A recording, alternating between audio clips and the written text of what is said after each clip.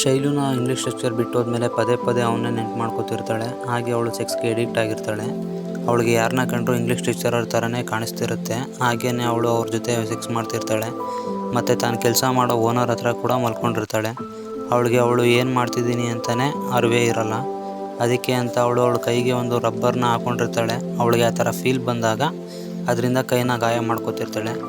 ಹೀಗೆ ಅವಳು ಎಲ್ಲರ ಜೊತೆ ಮಲ್ಕೊಂಡಿರೋದು ಊರಲ್ಲಿ ಎಲ್ಲರಿಗೂ ಕೂಡ ಗೊತ್ತಾಗುತ್ತೆ. ಅವರು ಅವಳನ್ನ ನೋಡಿ ಕೆಟ್ಟದಾಗಿ ಮಾತಾಡ್ತಿರ್ತಾರೆ. ಆ ಊರಿನ ಫೋಟೋಗ್ರಾಫರ್ ವಾಸು ಕೂಡ ಅವಳನ್ನ ನೋಡಿ ಆಸೆ ಪಡ್ತಿರ್ತಾನೆ.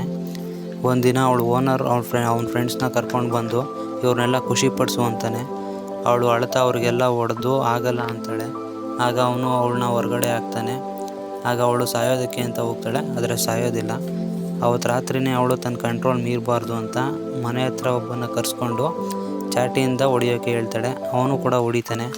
ಚಾಟಿಯಿಂದ ಆದ ಗಾಯದಿಂದ ಅವಳು ಅವನನ್ನು ಮರಿಬೋದು ಅಂದ್ಕೊಂಡಿರ್ತಾಳೆ. ಆದರೆ ಸ್ವಲ್ಪ ದಿನ ಆದಮೇಲೆ ಪುನಃ ಎಲ್ಲರ ಜೊತೆ ಸೆಕ್ಸ್ನ ಮಾಡೋಕ್ಕೆ ಸ್ಟಾರ್ಟ್ ಮಾಡಿರ್ತಾಳೆ. ಒಂದು ದಿನ ಊರಿನ ಜನರು ಇದನ್ನು ಜಮೀನ್ದಾರ ಹತ್ರ ಹೇಳ್ತಾರೆ. ಜಮೀನ್ದಾರ ಅವಳನ್ನ ಎಳ್ಕೊಂಡು ಬರೋಕ್ಕೆ ಅಂತ ಹೇಳ್ತಾನೆ.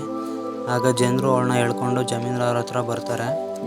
ಆಗ ಜಮೀನ್ದಾರ ಅವಳಿಗೆ ಊರಿಂದ ಬಹಿಷ್ಕಾರ ಆಗ್ತಾನೆ. ಆಗ ಜನರು ಅವಳನ್ನ ಊರಿಂದ ಹೊರಗಡೆ ಹಾಕ್ತಾರೆ.